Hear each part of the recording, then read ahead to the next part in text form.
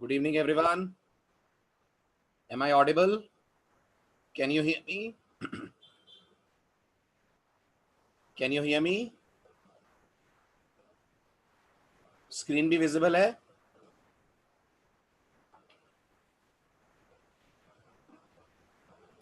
Good. अब last lecture में आपके ऑपरेटर्स तक के सारे टॉपिक कवर अप हो गए थे.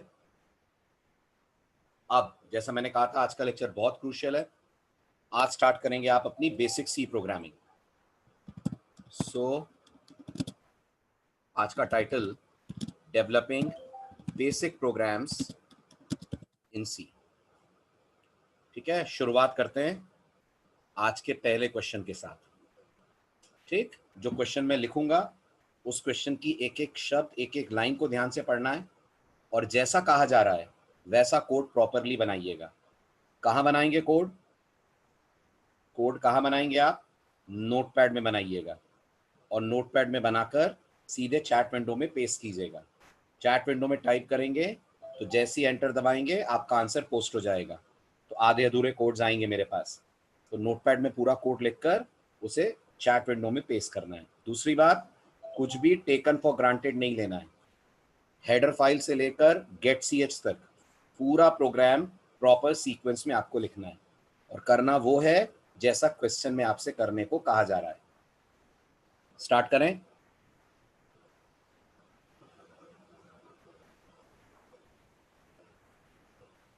Everyone is clear with the instructions? Shall I start? Right. आपका first code. Write a program to accept 3 integers from the user and calculate and print their sum and average. User से आपको 3 integers लेने हैं और उन तीनों का सम भी प्रिंट करना है, एवरेज भी प्रिंट करना है. ठीक है, आप इमेजिन कर सकें कोड का फ्लो क्या होगा, उसके लिए मैं आपको सैंपल आउटपुट्स दे रहा हूं ताकि आप समझ पाए करना क्या है. प्रोग्राम रन होगा तो यूजर से कहेगा एंटर 3 इंटीजर्स.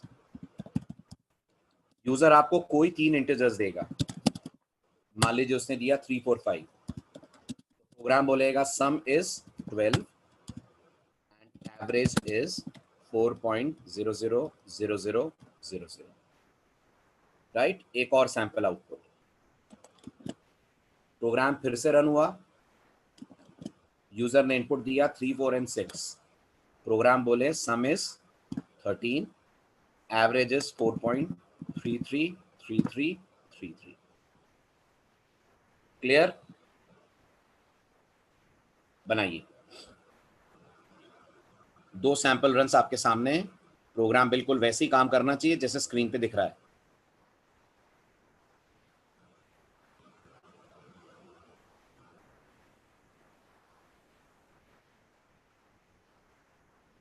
अभिलाषा, मैंने कहा नोटपैड में लिखो बेटा. ऐसे लिखोगे आप तो हर बार एंटर आता जाएगा और लाइन पोस्ट होती जाएगी. प्रोग्राम पार्ट्स में आएगा मेरे पास. नोटपैड में लिखिए या अगर मोबाइल है आपके पास तो पेपर पे लिखिए एंड देन पूरा एक साथ लिख दीजिए, या व्हाट्सएप पे लिख कर पेस्ट कर दीजिए अगर मोबाइल है तो. जूम पे एंटर काम नहीं करेगा, व्हाट्सएप पे कर जाएगा.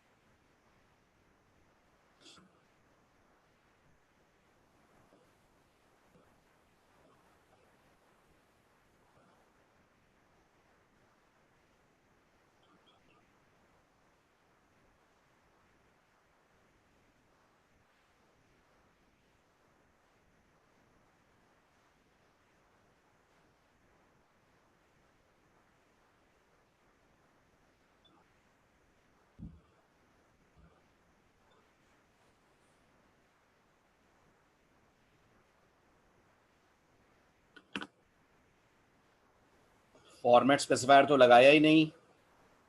साक्षी,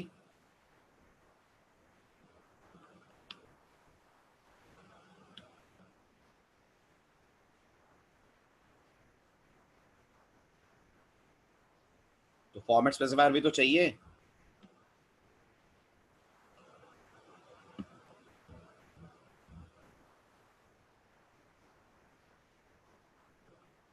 और आपका सम सही आएगा, एवरेज गलत आएगा। आपके प्रोग्राम में सम का आउटपुट सही आएगा, एवरेज का आउटपुट गलत आएगा।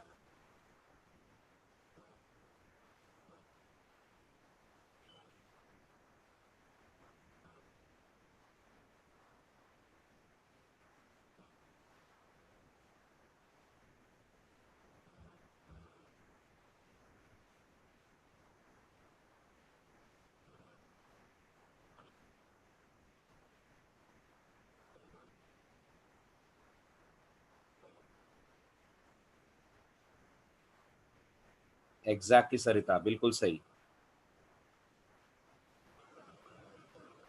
बन पा रहा है? कोड हो पा रहा है, नहीं हो पा रहा है? शैल आई वेट या मैं बना दूं?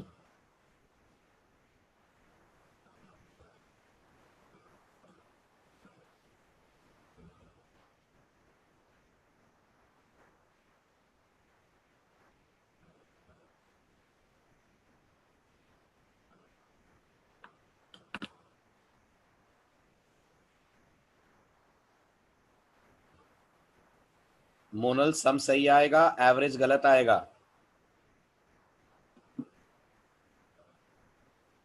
सम आपका सही आएगा, एवरेज गलत आएगा मोनल।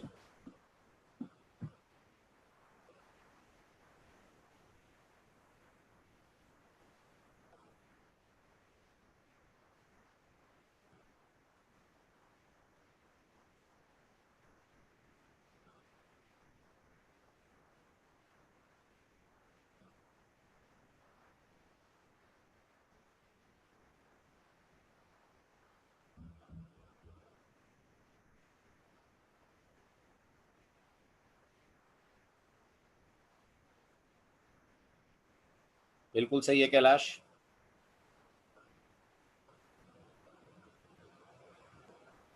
साक्षी, इस बार कोड सही है, लेकिन सम फ्लोट क्यों लिया है आपने?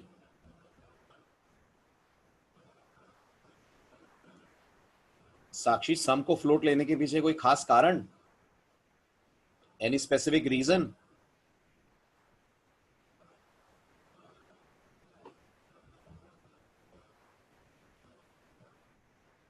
Okay, what about others?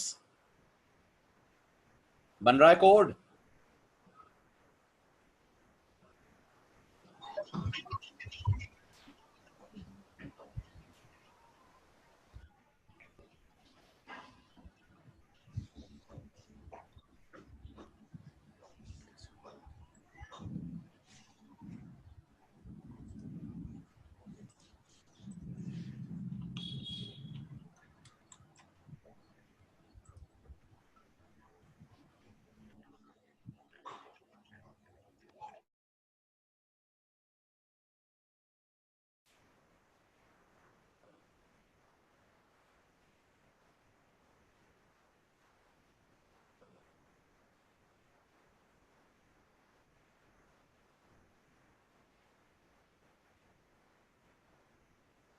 ठीक है फिजा, कोड सही है।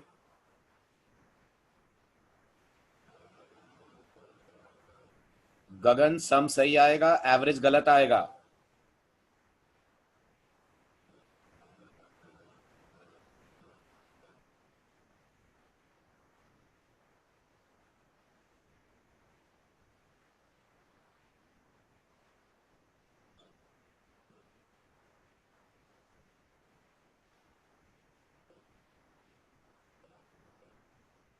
मोनल, एवरेज अभी भी गलत आएगा।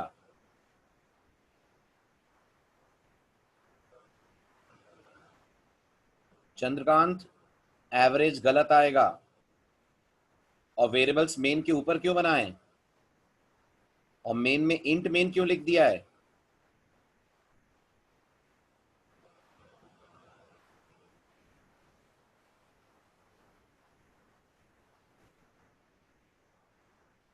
यशिका सब कुछ ठीक है, बस केसेस का ध्यान रखिए। स्कैन एफ का S, C L R S C R का सी, प्रिंट एफ का पी, ये सब लोअर केस में होते हैं।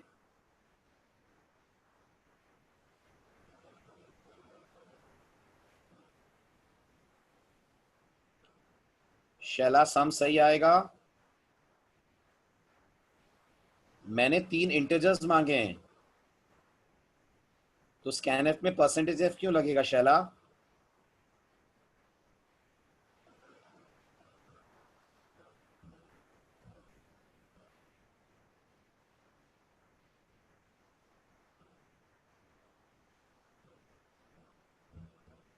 दिव्या गलत हो रहा है कोड।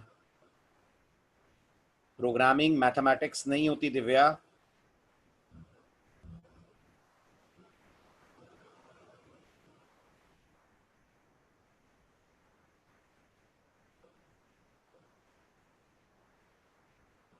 अच्छा ठीक है शिवा, कोई दिक्कत नहीं है।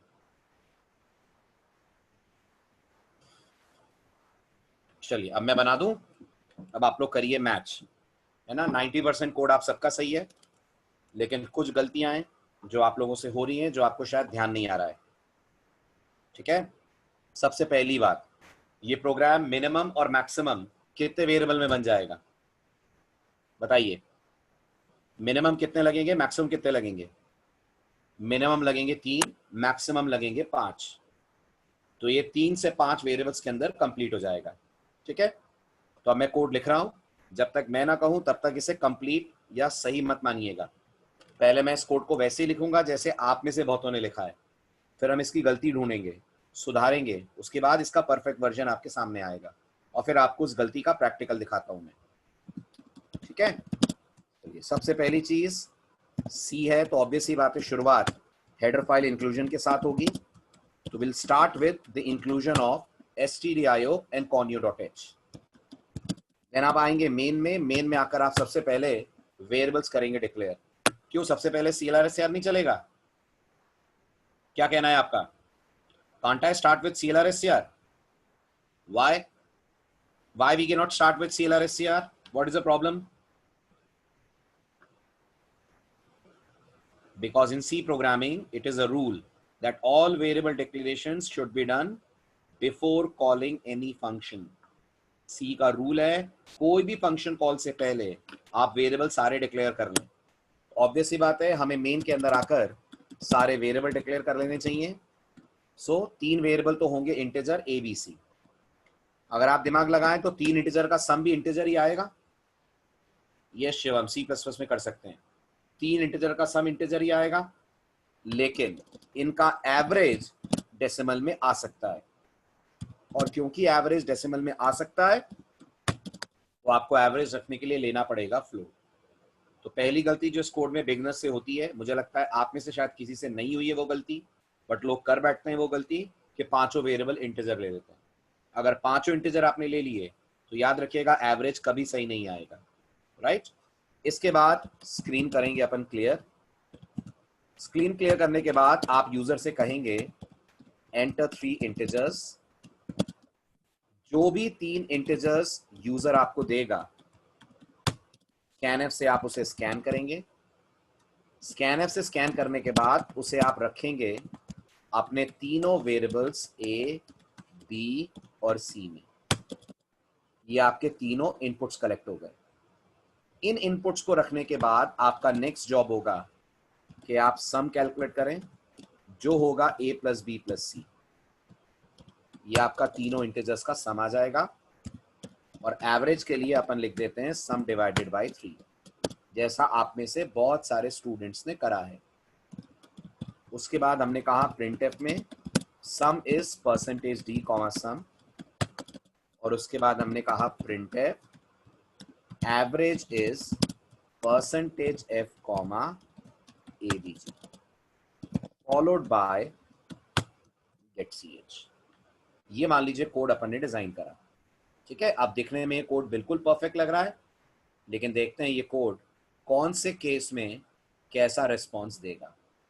Let's begin with the first sample output. अगर अपन ये लेकर चलते हैं और इमेजिन करिए प्रोग्राम रन होता है और आप यूजर से बोलते हैं एंटर 3 इंटीजर्स, ये आप यूजर से इनपुट मांगते हैं। यूजर आपको जो 3 इंटीजर देता है वो है 3, 4, 5। तो आप मुझे बताइए 3 + 4 + 5 कितना होता है? जल्दी 12 होता है, राइट? तो प्रोग्राम सम आपको दिखाएगा बिल्कुल perfect by saying some is 12। उसके बाद जब आप 12 को डिवाइड करेंगे 3 से तो आंसर कितना आता है? 12/3 4 आता है। बट क्योंकि आपका वेरिएबल एवीजी फ्लोट है तो जब आप इसे डिस्प्ले करेंगे तो आंसर आएगा एवरेज इज 4.000000। कोई दिक्कत नहीं है, कोड बिल्कुल सही काम कर रहा है। 3, 4, 5 का एवरेज 4 ही होता है और 3, 4, 5 का सम 12 भी होता है। यहां तक हमें कोई दिक्कत इस कोड के अंदर नहीं दिखेगी। बट आप इसे सेकेंड टाइम रन कीजिए और अब की बार जैसा सैंपल में मैंने कहा था 3, 4 और 6 डालिए इनपुट में। 3, 4, 6 का सम कितना होता है? 13 होता है ना? तो सम तक तो आपका कोड बिल्कुल सही जाएगा। आप दिमाग लगाइए अगर आपके पुराने लेक्चर्स मिस नहीं हुए तो सी प्रोग्रामिंग में व्हाट इज 13/3? मैथ्स की बात नहीं कर रहा हूं, सी की बात कर रहा हूं। इन सी 13/3 will also be just 4। It will not be 4.33, वो सिर्फ 4 होगा क्योंकि सी बोलती है integer upon integer is always an integer. याद है आपको ये रूल? ठीक है। अब यहां पर होता है कंफ्यूजन। बहुत सारे लोग ये सोचते हैं कि सर हमने एवरेज तो फ्लोट लिया हुआ है ना, जब एवरेज फ्लोट लिया हुआ है तो आंसर 4.33 आना चाहिए। नहीं आएगा, एवरेज किसी हालत में 4.33 नहीं आएगा क्योंकि न्यूमरेटर और डिनोमिनेटर दोनों आपने इंटीजर ले रखे हैं। अगर इंटीजर इंटीजर से डिवाइड होगा तो हर हाल में रिजल्टेंट आंसर भी होगा इंटीजर। समझ रहे हैं आप इस बात को? जिन लोगों से गलती हुई थी एवरेज की, राइट? अब गलती जितनी बड़ी है सुधार सॉल्यूशन उतना ही छोटा सा है। क्या करना है? कुछ नहीं करना, जहां सम अपॉन 3 लिखा है वहां कर दीजिए सम अपॉन 3.0, बस प्रॉब्लम आपकी दूर हो जाएगी।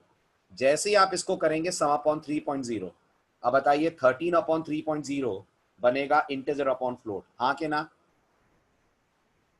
बताइए, बनेगा। और जब आप इंटीजर अपॉन फ्लोट करेंगे यानी 13/3.0 करेंगे तो आंसर जरूर आपको 4.33333 मिल जाएगा। समझ आ रहा है? तो आपका एवरेज को फ्लोट लेना किसी मतलब का नहीं रहेगा अगर आपने डिवाइड 3 से कर दिया। आई बात मेरी समझ में? ठीक है। अब एक और गलती जो आप में से एक स्टूडेंट ने की है और मैंने आपसे बोला था उस गलती के लिए कि प्रोग्रामिंग मैथ्स नहीं होती है, वो गलती मैं कर रहा हूं। सभी लोग देखें और अपने व्यूज दें।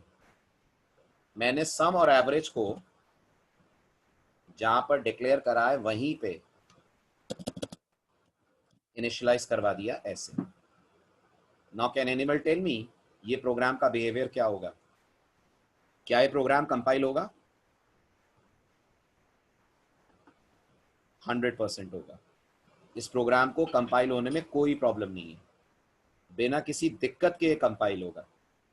प्रॉब्लम आएगी जब आप इसको रन करेंगे। क्या प्रॉब्लम आएगी समझिए, दिव्या ध्यान दीजिएगा, आपकी गलती डिस्कस कर रहा हूं। प्रॉब्लम ये आएगी कि आपका प्रोग्राम पहले ही एबीसी को ऐड करके सम में डाल देगा। अब आप सब सोचिए इस वक्त एबीसी में क्या है? बताइए, what is the value of ABC? नहीं पता, इट्स अननोन। आपने एबीसी को अभी इनिशियलाइज ही नहीं करा है, उसमें कुछ इनपुट ही नहीं लिया है। तो जब आप पहले ही सम निकाल लेंगे तो सम के अंदर भी आंसर अननोन आएगा, एब्सर्ड आएगा। ये सोचना गलत है कि मैथ्स की तरह हम फॉर्मूला लिख दें सम का, फिर जब भी सम बोलेंगे कंपाइलर उस फॉर्मूले को अप्लाई कर देगा। गलत सोच रहे हैं। कंपाइलर सम को तुरंत निकालने लग जाएगा जैसे ही उसके रास्ते में आएगा sum equal to a + b + c। ठीक है? तो बताइए आज के लेक्चर का पहला थंब रूल क्या है? क्या नहीं कर सकते सी में? क्या नहीं कर सकते सी में? Without dash don't do dash. भरिए दोनों डैश। किसके बिना क्या मत करो? Without proper initialization. जब तक वेरिएबल में प्रॉपर इनिशियलाइजेशन या इनपुट्स ना आए तब तक आप उस पे किसी तरह का कैलकुलेशन ना करें। कोई भी ऑपरेशन या कैलकुलेशन आप करेंगे, वेरिएबल में वैल्यू होगी नहीं तो वो नॉनसेंस बिहेवियर शो करेगा। समझ आ रहा है? और यही कारण है कि अगर ये जावा होती तो ये कोड कंपाइल भी नहीं होता। जावा जैसी लैंग्वेजेस इतनी स्मार्ट हैं कि वो पहले ही देख लेंगी कि प्रोग्रामर ने एबीसी में कुछ डाला ही नहीं है तो कहाँ से सम और एवरेज निकलेगा, तो जावा इसे कंपाइल भी नहीं होने देती। बट सी थोड़ी पुरानी लैंग्वेज है, इतना मॉडर्न फीचर्स नहीं है, तो सी कंपाइल तो होने देगी, आंसर नॉनसेंस आएगा। समझ आया? आगे बढ़ूं? चलिए, अब मैंने नेक्स्ट पॉइंट आपसे कहा था, यदि हम एवरेज को फ्लोट में ना लें, इंट में ही लें और प्रिंट एफ में परसेंटेज एफ लगा दें तो क्या होगा? बहुत बढ़िया सवाल है। सभी लोग जवाब दें शिवम के क्वेश्चन का। Everyone please answer. शिवम ने पूछा है हम एवरेज को इंटीजर लें और परसेंटेज एफ लगा दें प्रिंट एफ में तो क्या होगा? बताइए, फिर मैं प्रैक्टिकल दिखाऊं आपको। लेट मी सी आप लोगों का जवाब क्या है। और ये सारी बातें डिस्कस हो चुकी हैं।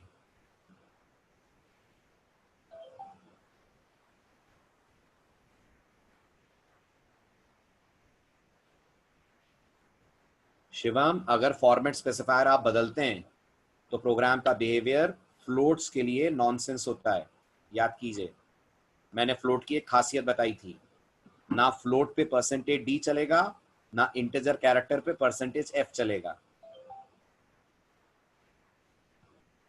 एग्जैक्टली यशिका, मैंने ये कहा था हम इंटीजर कैरेक्टर के स्पेसिफायर बदल सकते हैं, बट ना फ्लोट परसेंटेज डी सपोर्ट करता है, ना इंट परसेंटेज एफ सपोर्ट करेगा। इसलिए प्रोग्राम कंपाइल जरूर होगा लेकिन नॉनसेंस आउटपुट देकर बंद हो जाएगा। ठीक है? चलिए, अब आपको पहले इतने का प्रैक्टिकल दिखाऊं, फिर बताता हूं इस प्रोग्राम को 3 वेरिएबल में कैसे बनाएंगे।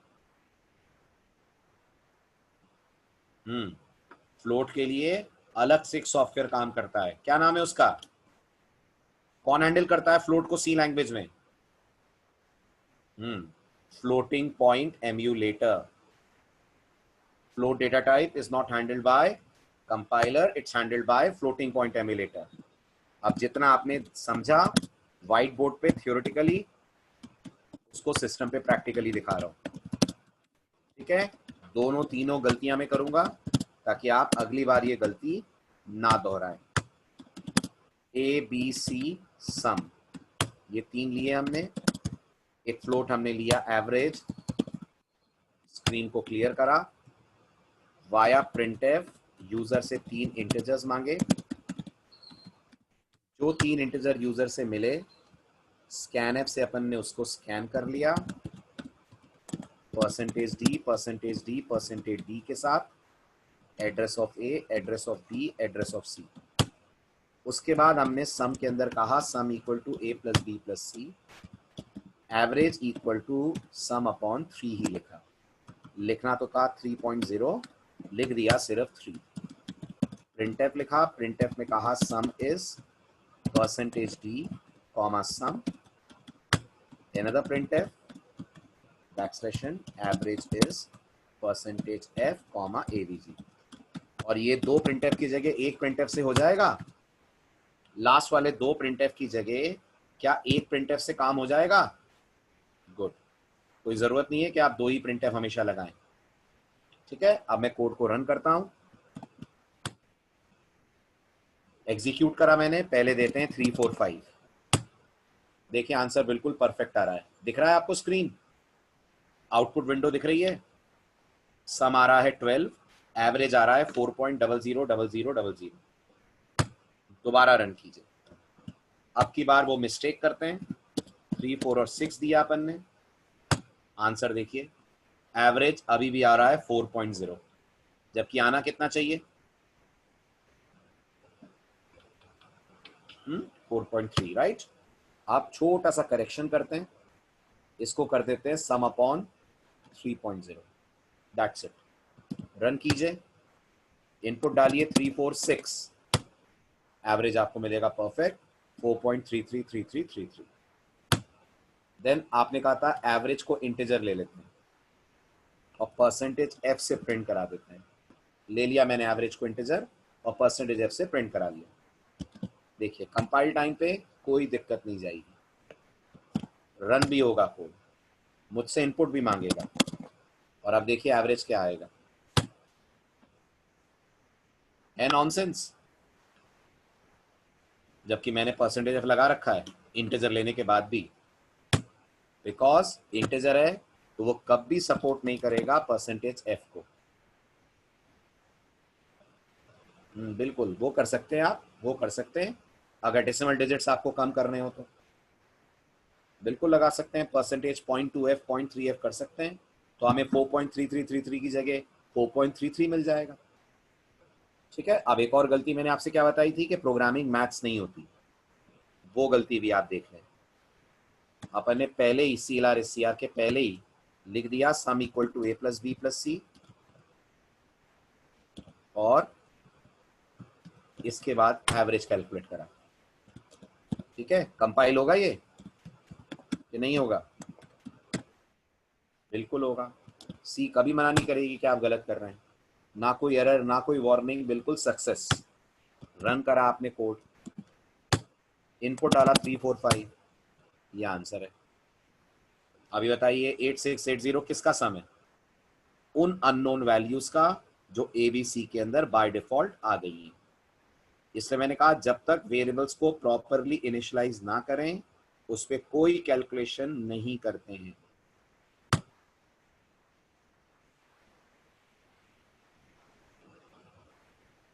हाँ बिल्कुल आ रहा हूँ, उसी पे आ रहा हूँ यशिका, अगला पॉइंट यही है मेरा।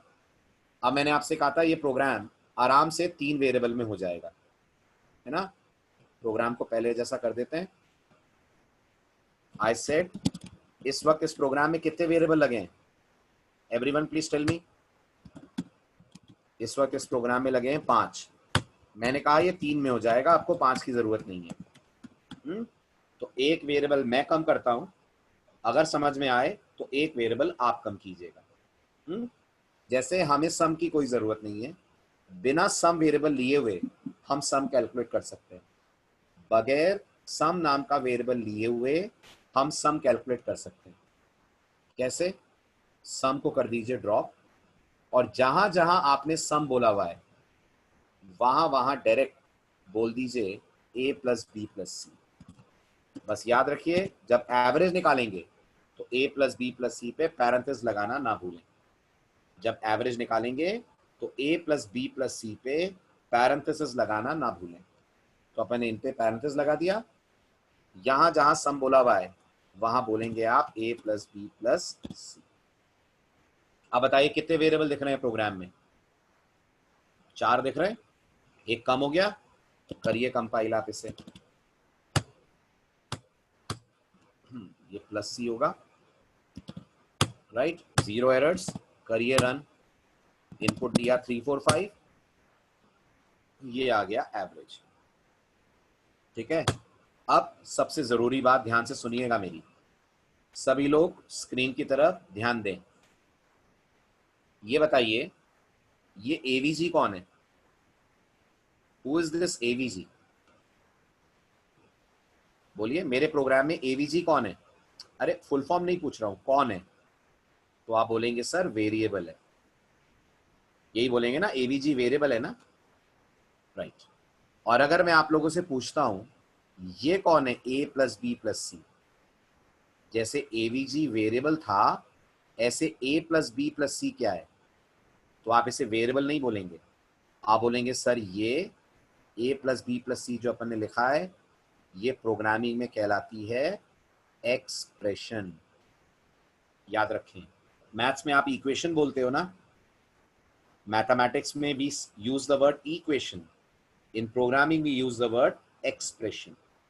तो प्रिंटफ इतना समझदार है कि अगर आप प्रिंटफ को एक एक्सप्रेशन देते हैं तो प्रिंटफ उस एक्सप्रेशन को सॉल्व करके अकॉर्डिंगली उसका आंसर आपको दिखा देता है। प्रिंटफ को आप डायरेक्टली एक्सप्रेशंस दे सकते हैं, और अगर प्रिंटफ को आप एक्सप्रेशन देते हैं तो प्रिंटफ इतना समझदार है कि प्रिंटफ आपकी दी गई एक्सप्रेशन को सॉल्व करके आपको उसका आंसर दे देता है। What I want you to understand is, हम प्रिंटफ को बोल सकते हैं %d 10+20, प्रिंटफ ऑटोमेटिकली हमें आंसर दे देगा 30। समझ आ रहा है? आ रहा है? ठीक। अब एक जरूरी बात, जब हम ऐसा करते हैं तो हमें एक बहुत इंपॉर्टेंट बात का ध्यान रखना पड़ता है। जब हम ऐसा करते हैं तो हमें एक बहुत इंपॉर्टेंट बात का ध्यान रखना पड़ता है। इमेजिन करिए ये 10.0 प्लस 20.0 होता। इमेजिन करिए ये 10.0 प्लस 20.0 होता। तो अब मुझे बताइए इस एक्सप्रेशन का रिजल्ट इंटीजर आएगा कि फ्लोट आएगा?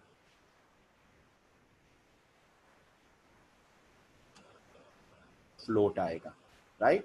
क्योंकि इस एक्सप्रेशन का रिजल्ट फ्लोट आएगा, कुछ हमारी जिम्मेदारी बनती है?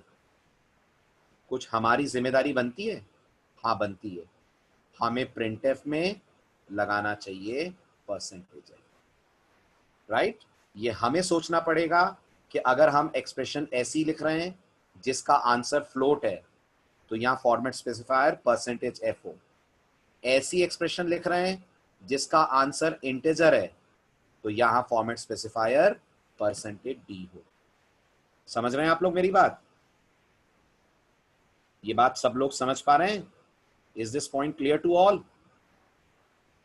ठीक है। अब इस बात को ध्यान में रखते हुए आप बताइए, हमारे कोड से हम लोग एवरेज को हटा सकते हैं क्या? क्या ये एवरेज वेरिएबल ड्रॉप कर सकते हैं? बिल्कुल कर सकते हैं। क्या करना पड़ेगा एवरेज हटाएंगे तो?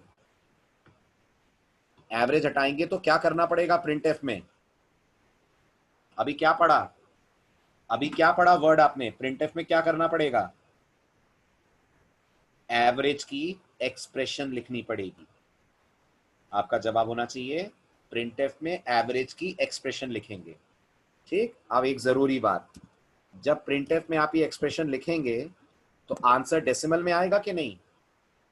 आंसर डेसिमल में आएगा कि नहीं? आएगा। और क्योंकि आंसर डेसिमल में आएगा, आप प्रिंटफ में अभी भी लगाएंगे %f। क्योंकि आंसर डेसिमल में आएगा, आप प्रिंटफ में अभी भी लगाएंगे %f। समझ रहे हैं मेरी बात को? समझ रहे हैं? है ना? ये डाउट इसलिए क्लियर कर रहा हूं मैं क्योंकि बहुत सारे स्टूडेंट्स को ऐसा लगता है सर आपने %f क्यों लगाया, प्रोग्राम में कोई फ्लोट वेरिएबल तो है ही नहीं। उन्हें लगता है प्रोग्राम में कोई फ्लोट वेरिएबल तो लिया ही नहीं है, तो %f क्यों लगा रहे हैं। इसलिए मैंने कहा जब printf को हम एक्सप्रेशन देते हैं तो डेटा टाइप वेरिएबल की नहीं देखते, पूरे एक्सप्रेशन के रिजल्ट की टाइप देखते हैं। अगर एक्सप्रेशन का रिजल्ट फ्लोट में आने वाला है तो फॉर्मेट स्पेसिफायर भी फ्लोट का होना चाहिए। आ गई बात समझ में? वेरिएबल्स हटाना क्लियर हुआ? राइट। अब कितने बाइट में हो गया प्रोग्राम? फिलहाल कितने बाइट्स में हो गया? 6 बाइट। फिलहाल 6 बाइट बेटा, 3 वेरिएबल, बाइट बाइट बाइट 6 ना, राइट। और पहले कितने बाइट में हो रहा था? पहले कितने बाइट में हो रहा था? पहले 12 बाइट्स ले रहा था। ये 4 इंटीजर और एक फ्लोट था ना, पहले ये 12 बाइट ले रहा था। अब अपन ने 12 से रिड्यूस करके 6 बाइट्स पे इसको कर दिया है। ऑलमोस्ट हाफ कर दी है इसकी मेमोरी रिक्वायरमेंट। हुआ क्लियर? समझ में आया?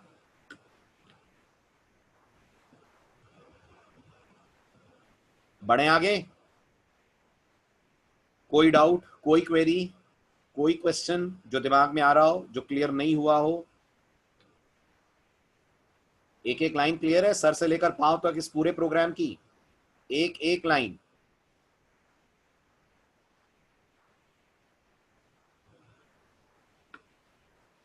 क्वेरी है? बोलिए साक्षी, क्या क्वेरी है? अनम्यूट करूं साक्षी आपको?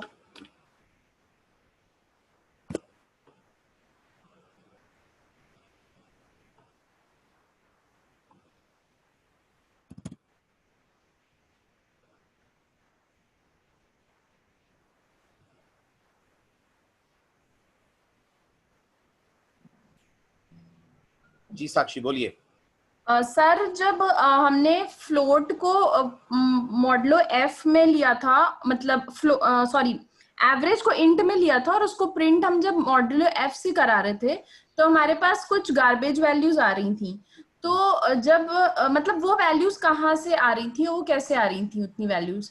जब आप कोई वेरिएबल बनाते हैं और आप उसमें कोई भी वैल्यू नहीं डालते हैं, जी तो इस जो कंप्यूटर होता है वो उसमें रैंडम वैल्यू स्टोर करके रखता है। उसका कारण ये है, जी। जो कोड हम लिख रहे हैं क्या वो पहला प्रोग्राम है जो मेमोरी में रन हो रहा है?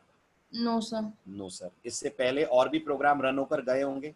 जी सर। जी राइट। अब या। जब कोई प्रोग्राम मेमोरी छोड़कर चला जाता है तो उस हम्म। प्रोग्राम का डेटा मेमोरी में पड़ा रह जाता है। उस प्रोग्राम का डेटा मेमोरी में पड़ा रह जाता है। जी और सर। जब कोई दूसरा प्रोग्राम आता है, ऑपरेटिंग सिस्टम जब उसको मेमोरी अलॉट करता है तो मेमोरी को क्लीन नहीं करता है। जी। मेमोरी में वही डेटा रहता है जो किसी और कोड का होगा, वो आपने नहीं दिया है। इसलिए प्रोग्रामिंग में हम ऐसे डेटा को बोलते हैं garbage. Okay sir. Okay thank you sir. Okay. Anyone else? Any other doubts? Any other question?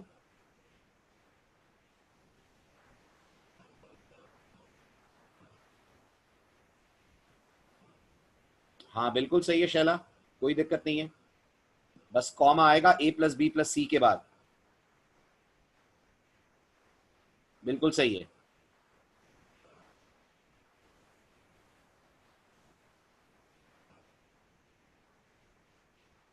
अब भी समझाया तो प्रणय मैंने आपको, अब भी समझाया मैंने 10 मिनट पहले, बिल्कुल सेम सवाल का जवाब दिया। आप कहाँ थे?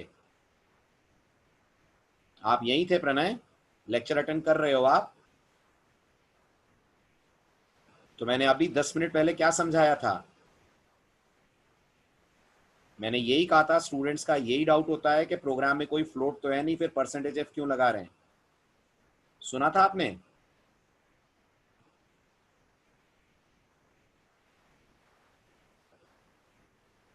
चलिए कोई बात नहीं, बाकी लोग जवाब दें इस क्वेश्चन का। एग्जैक्टली पढ़िए प्रणय, बाकी स्टूडेंट्स क्या जवाब दे रहे हैं। Anyone else who can give the answer? मैंने परसेंटेज एफ क्यों लगाया है प्रिंट एफ में, जबकि कोई फ्लोट तो है ही नहीं प्रोग्राम में?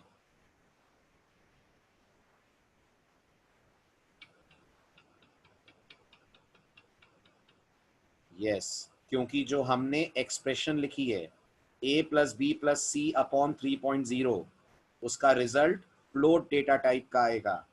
और जब रिजल्ट फ्लोट आएगा तो परसेंटेज एफ से ही प्रिंट होगा। इसका मतलब दिमाग से गलतफहमी अब हट जानी चाहिए कि परसेंटेज एफ तभी लेते हैं जब फ्लोट डेटा टाइप का वेरिएबल बनाओ। अगर हम डायरेक्ट प्रिंट एफ में फ्लोट एक्सप्रेशंस लिखेंगे तो भी परसेंटेज एफ लगेगा। समझ आ रहा है? अब इस चीज को आपको करके और दिखा देता हूं मैं एक बार, देख लें आप ध्यान से। Everyone please watch carefully this important point. सभी लोग बताइए मेरे प्रोग्राम में आपको कितने वेरिएबल्स नजर आ रहे हैं इस वक्त? How many variables are there in my program right now? Everyone please answer. कोई भी वेरिएबल नहीं है ना? तो अब अगर आपसे मैं पूछूं, मैंने प्रिंटफ लिखा और मैंने प्रिंटफ में लिखा प्रिंटफ 10 प्लस 20 प्लस 30, ये क्या है 10 प्लस 20 प्लस 30? प्रणय बताएं, Pranay what is 10 plus 20 plus 30?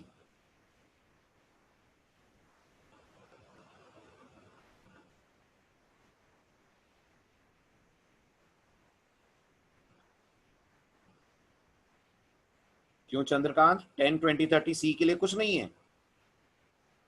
ऐसा कैसे कह सकते हैं अपन के सी के लिए कुछ नहीं है? कुछ नहीं है तो फिर सॉल्व कैसे होगा? 10 प्लस 20 प्लस 30 एक एक्सप्रेशन है चंद्रकांत, एक्सप्रेशंस डिक्लेयर नहीं होती हैं, डिक्लेयर वेरिएबल होते हैं। समझ रहे हैं आप बात को? एक्सप्रेशंस डिक्लेयर नहीं की जाती हैं, वो यूज की जाती हैं प्रोग्रामिंग में डायरेक्ट। डिक्लेयर किसे करते हैं? आप अपने कोड पे चलिए और मुझे बताइए, हमने जो अभी अभी कोड लिखा, क्या हमने उसमें a plus B plus C को डिक्लेयर करा है? बताओ Chandrakant. Have I declared a plus B plus C in this code? Declare मैंने abc नाम के वेरिएबल्स करें। a plus B plus C expression है जिसे हम यूज कर रहे हैं सीधे। तो जब हम a प्लस बी प्लस सी लिख सकते हैं तो फिर हम 10 प्लस 20 प्लस 30 भी लिख सकते हैं डायरेक्ट प्रिंटफ के अंदर। कंपाइलर को कोई प्रॉब्लम नहीं है, बस हमें ध्यान रखना है अगर हम 10 प्लस 20 प्लस 30 लिख रहे हैं तो प्रिंटफ में फॉर्मेट स्पेसिफायर क्या आएगा? Everyone please tell. Percentage D आएगा। क्यों आएगा परसेंटेज डी? इंटीजर तो लिया ही नहीं है कोई अपन ने। भले ही इंटीजर नहीं लिया है, एक्सप्रेशन तो दी है प्रिंटफ को, और जब प्रिंटफ को एक्सप्रेशन देंगे तो प्रिंटफ उसे सॉल्व करके प्रिंट करेगा तो आपको आंसर 60 देगा। और अब बोलिए इसमें मैंने एक को कर दिया 10.5, क्या लग रहा है 60.5 आएगा? क्यों प्रणय? 60.5 आएगा? नहीं आएगा। 60 आएगा? 60 आएगा? 60 नहीं आएगा शैला, 60 भी नहीं आएगा। बार बार वही मिस्टेक अपन कर रहे हैं, नहीं आएगा 60 भी, क्योंकि जो आंसर है वो फ्लोट में आ रहा है और मैंने लगा दिया है वहां परसेंटेज डी। ये गलत है सोचना कि फ्लोट को परसेंटेज डी से प्रिंट करेंगे तो इंटीजर पार्ट तो मिल ही जाएगा। नहीं आएगा 60.0 शिवम, नहीं आएगा, एब्सर्ड आएगा, टोटल एब्सर्ड। अगर आपको आंसर चाहिए तो यहां परसेंटेज एफ लगाना पड़ेगा। अब आएगा सही? अब सही आएगा? परसेंटेज एफ लगने के बाद क्या आएगा आंसर? 60 पॉइंट, आगे कुछ नहीं आएगा 5 के बाद। 60.50000। क्लियर? अब बताइए अगर मैंने यहां पर 10.5 की जगह 10 लिखा और 10, 20, 30 के सम को परसेंटेज एफ से प्रिंट करा तब क्या होगा? 60.0 आएगा कि 60 आएगा?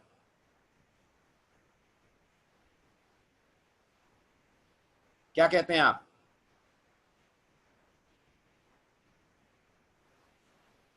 अब मुझे कल न्यूज़पेपर में देना पड़ेगा ये, है ना? कल न्यूज़पेपर में देना पड़ेगा ना मुझे अब ये रूल। बार बार समझाने के बाद भी नहीं समझ में आ रहा है, बार बार समझाने के बाद भी। एब्सर्ड आएगा बेटा, एब्सर्ड आएगा। 10 प्लस 20 प्लस 30 अगर आप करेंगे तो इसका आंसर इंटीजर आएगा कि नहीं आएगा? ये बताइए, इसका आंसर इंटीजर आएगा कि नहीं आएगा? बताओ। 60 एक इंटीजर है कि नहीं है? और क्या इंटीजर परसेंटेज एफ को सपोर्ट करते हैं? नहीं करते हैं, राइट? तो देखिए आपके प्रोग्राम का नतीजा, हश्र एंड रिजल्ट क्या निकलेगा। कंपाइल हो गया बिना एरर के? हो गया। रन कीजिए, रन करते ही क्रैश कर गया और ये आपके कोड का आउटपुट। ये 60.5 दिख रहा है आप लोगों को? 60.0 दिख रहा है? ये रन टाइम पे क्रैश कर गया है।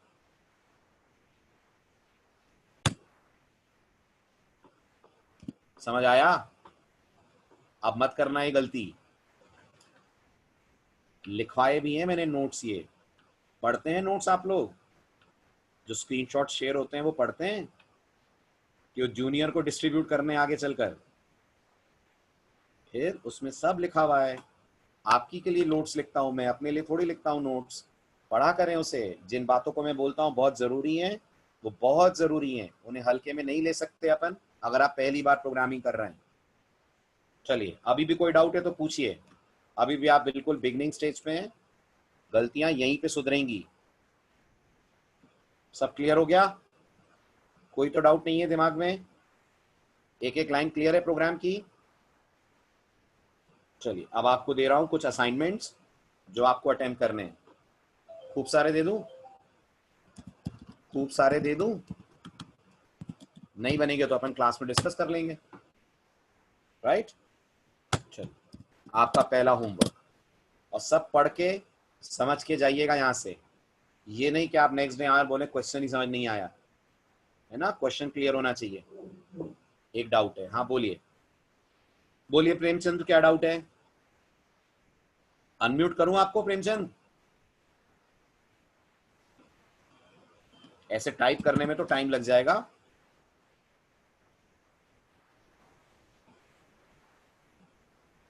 प्रेमचंद अनम्यूट कीजिए अपने आप को।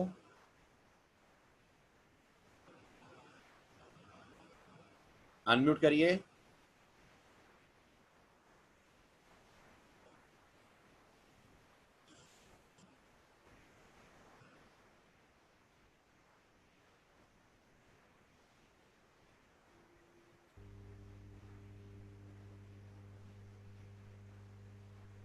बोलिए प्रेमचंद।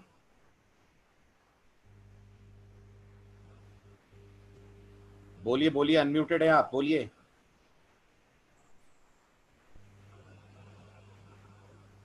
प्रेमचंद आवाज आ रही है मेरी?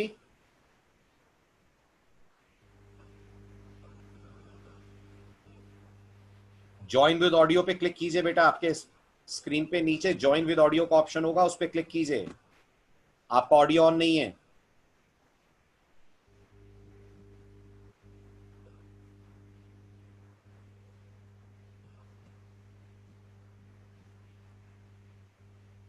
चलो आप टाइप कर दो, कोई बात नहीं, ऑडियो ऑन नहीं हो रहा, आप टाइप करो। क्या डाउट है, टाइप करो।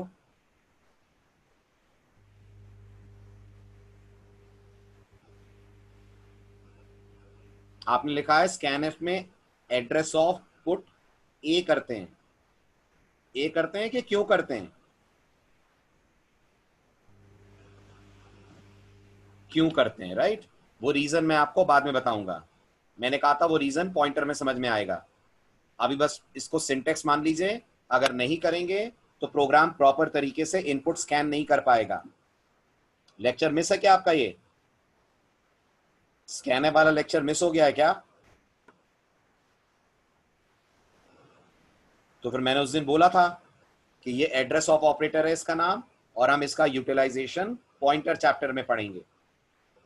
मेन के आगे वॉइड क्यों लिखते हैं प्रेमचंद? प्रेमचंद बताओ, मुझे भी एक डाउट है। मेन के आगे वॉइड क्यों लिखते हैं?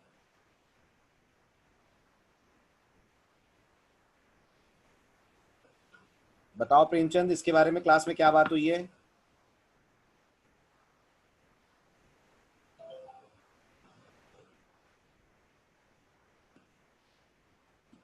जल्दी बोलिए प्रेमचंद, फटाफट।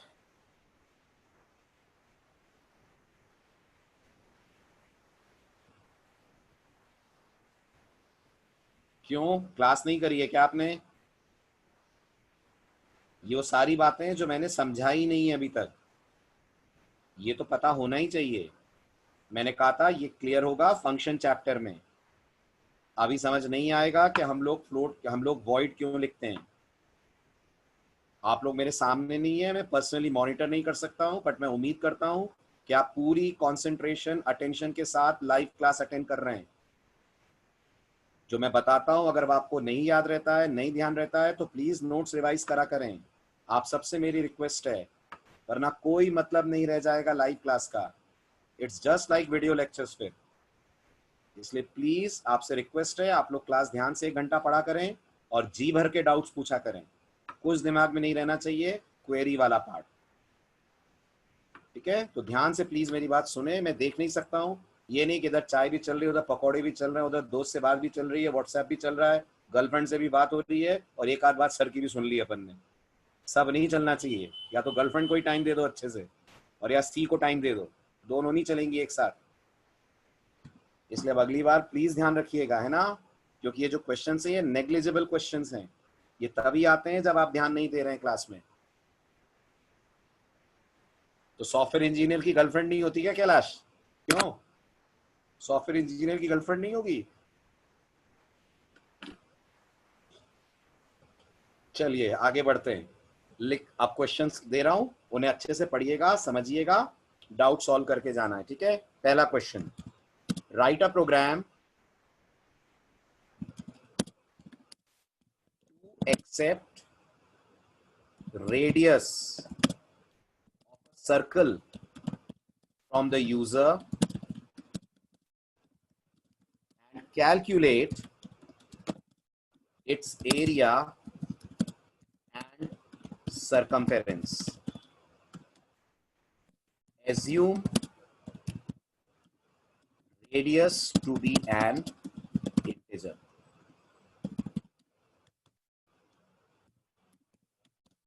Question clear? यूजर आपको क्या देगा? यूजर आपको सर्कल का रेडियस देगा, आप कैलकुलेट करके दिखाएंगे एरिया और सरकमफेरेंस, है ना। अब थोड़ा सा इसके बारे में कुछ बात कर लेते हैं, कुछ हिंट आपको दे दूं। अभी बताइए, एरिया निकालने के लिए पाई चाहिएगा, चाहिएगा, राइट। अब कॉपी पे तो आप पाई लिख लेंगे, कॉपी पे तो आप मानते हैं अपन पाई लिख सकते हैं, लेकिन कंप्यूटर में तो पाई टाइप नहीं होगा ना। तो कंप्यूटर पे पाई के लिए क्या लिखेंगे? कंप्यूटर के लिए for pi what we will use, या तो 3.14 और या 22 अपॉन, फिर गलत।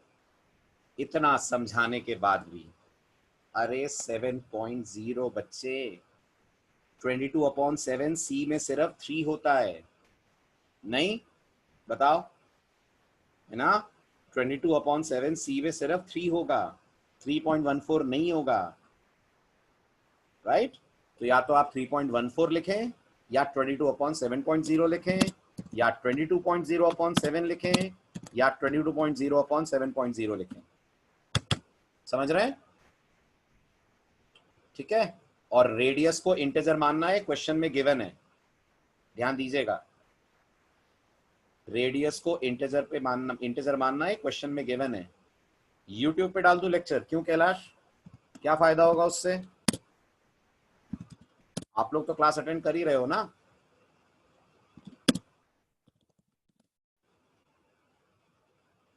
तो आपको मिल जाएगा बैकअप, डाल दूंगा, ठीक है। चलिए, डले हुए यूट्यूब पे इनिशियल लेक्चर्स डले। अब ये वाला डला है कि नहीं मुझे देखना पड़ेगा, बट इनिशियल लेक्चर्स तो हैं, शुरू के 10 लेक्चर तो हैं यूट्यूब पे।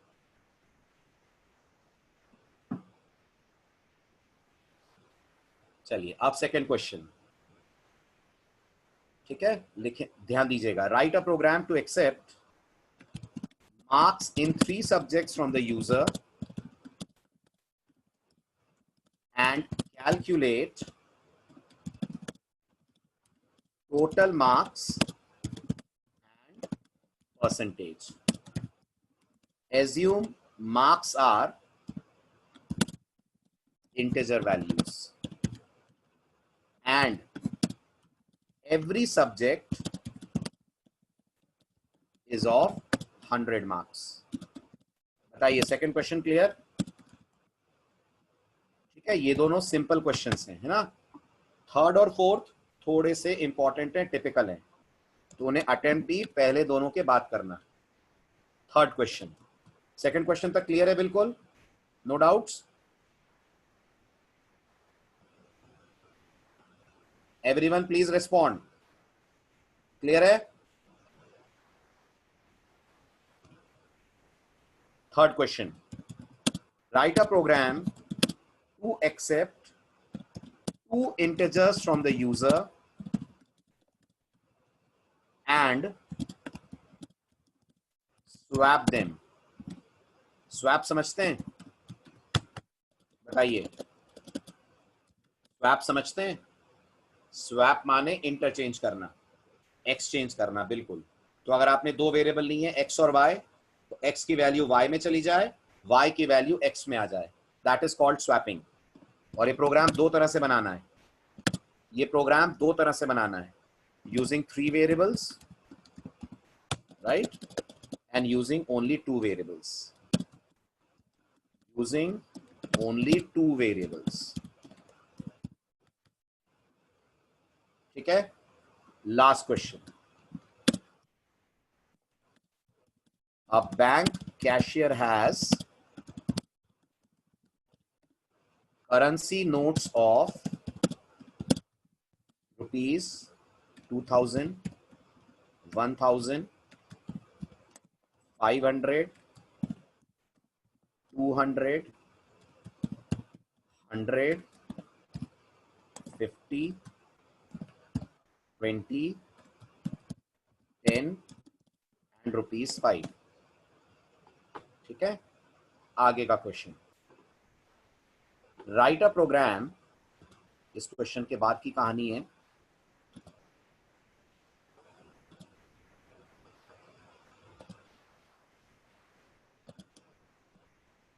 जस्ट मिनट, क्वेश्चन की फॉर्मेटिंग कर रहा हूं मैं। Write a program to accept an amount from the user and find out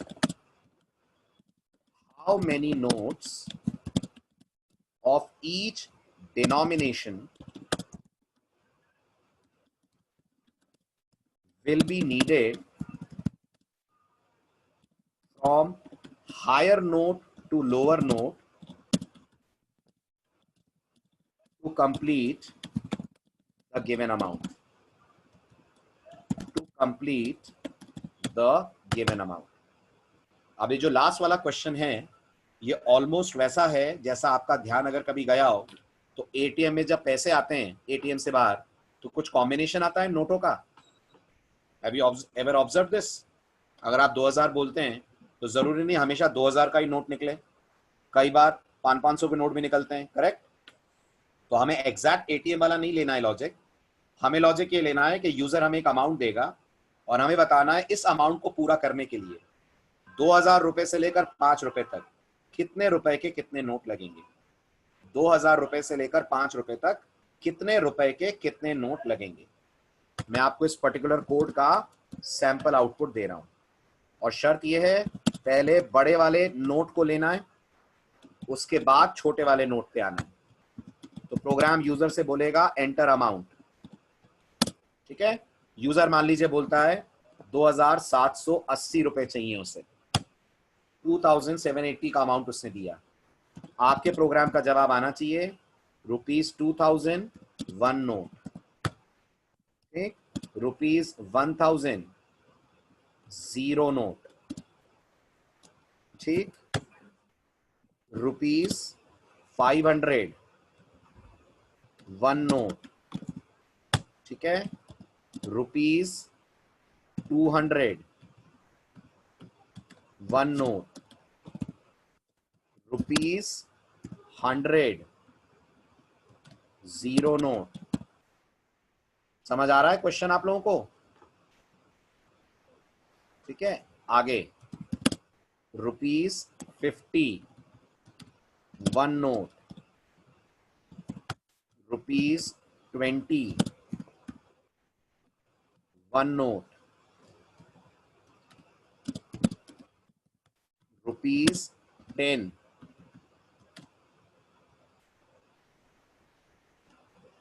1 note, ₹5 0 note. Question clear?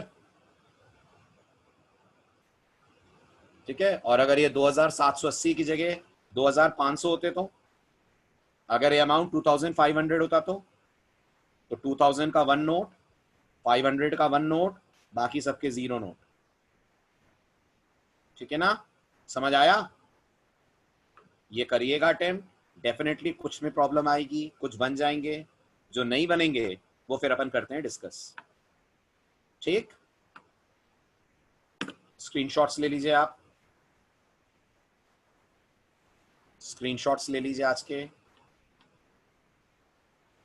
This is page 1,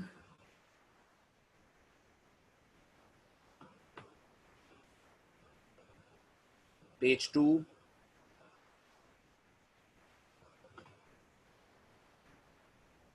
page 3,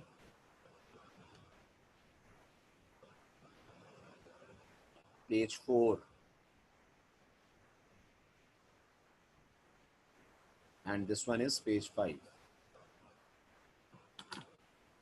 हो गया?